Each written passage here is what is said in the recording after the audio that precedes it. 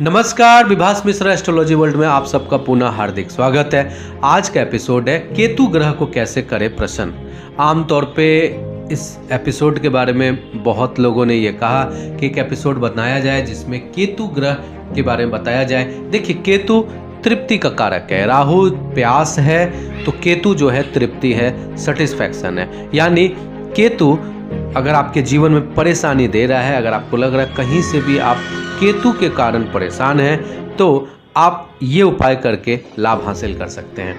सबसे पहले एक चीज़ आप याद रखें कि किसी भी चीज़ अगर किसी व्यक्ति का कुछ डिज़ायर हो, अगर कोई व्यक्ति की कोई चीज़ इच्छा हो और वह इच्छा पूरी नहीं हो पा रही है, तो कहीं ना कहीं ये केतु का दुष्परिणाम है। वहीं अगर वह इच्छा पूरी हो गई तो समझ लिए केतु का फायदा है, यानी केतु उनके लिए अच्छा है। अब केतु की महादशा जैसा कि हमने बताया कि केतु की महादशा 7 वर्षों की होती है। कुंडली में अगर केतु खराब है तो केतु जिस भाव में बैठता है उस भाव से संबंधित चीजों को वो तोड़ने का काम करता है। उदाहरण के तौर पर अगर आपकी जन्म कुंडली में केतु पंचम भाव में बैठा है तो शिक्षा को तोड़ेगा, यानी हायर एजुकेशन जो है वहां डिस्टरबेंस करेगा। पंचम भाव संतान का कारक है तो संतान होने में भी शायद विलंब हो। दसम भाव में केतु बैठा तो दसम भाव करियर का है तो वहां पे वो करियर संबंधित समस्या देगा। सेकंड हाउस में मान के चले केतु बैठा हो तो सेकंड हाउस किसका है? धन का। तो लाख आप धन कमा ले, धन आपको सेविंग नहीं होने देगा। तो केतु बोला जाता है केतु छुड़ावे खेत, यानी केतु जो है वो खेत तक छोड़वा देता है, जहां बैठता है वहां संबंधित समस्याएं देता है। तो केतु की निगेटिविटी को कैसे दूर करें? आपने सुना होगा कि केतु की खराबी को दूर करने के लिए लहसुनिया धारण करें, भगवान गणेश का दुर्वा से घी के साथ हवन करें। ये सारी चीज़ बिल्कुल सही है, पर मैं बिल्कुल जो एक शोध की चीज़ें बता रहा हूँ, ये करने से केतु का जो अगर आपका अनिष्टकारी जो दशा है उससे आपको मुक्ति मिल जाएगी। जैसे देखिए, फॉर एग्जाम्पल, जैसे उदाहरण के तौर पे बहुत ठंड का मौसम है और सड़क पर एक भिखारी है और वह भिखारी बिल्कुल ठंड से ठिठुर रहा है, इतना ठंड से ठिठुर रहा है कि सुबह होते होते उसकी प्राण चली जाए। ऐसा आप उदाहरण के तौर पे समझें। तो ऐसी स्थिति में आप अगर उस भिखारी को कंबल दें तो कंबल को लेने के पश्चात तो भिखारी का भावना को देखें कि वह भिखारी जो फकीर है, जो फुटपाथ पे है, जिसको आपने कंबल दिया, वो कंबल को लपेटते ही उसका एहसास, उसको जो गर्मी महसूस होगी और उसका एहसास, उसका जो संतुष्टि है, यही केतु का सेटिस्फैक्शन है। पहला उपाय यहीं पर केतु का इक्वेशन हो गया सेटिस्फाई।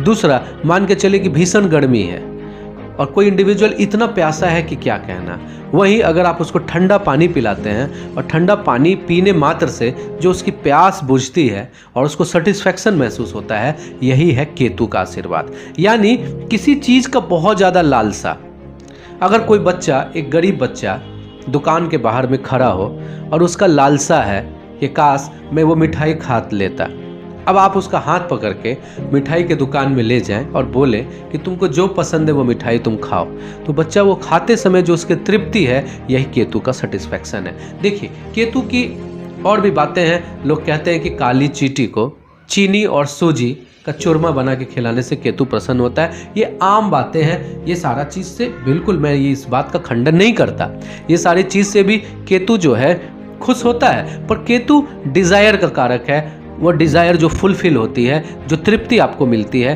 तो उसका जो रिजल्टेंट वैल्यू है वही केतु हमें देता है। तो पहला बात हमने आपको कंबल का उपाय बताया। ठंड के समय अगर कोई गरीब है उसको आप कंबल देते हैं तो केतु प्रसन्न होता है। बहुत ज़्यादा गर्मी है, वहाँ अगर आप पानी की व्यवस्था कराते हैं, शरबत, मीठा शरबत का व्यवस्था कराते हैं, तो जितने लोग उसको पी रहे हैं वही आप समझे कि केतु प्रसन्न है।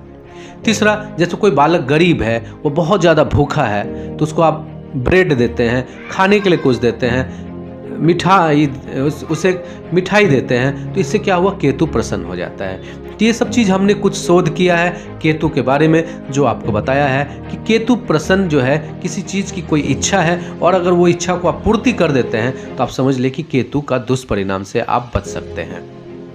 ये तो हो गई एक बात। एक दूसरी बात है, याद रखिए, अगर कोई व्यक्ति आपको दिल से कुछ आशीर्वाद दे रहा हो तो यह केतु है, तो दुआ भी केतु है और दिल से बद्दुआ दे रहा है वह भी केतु है।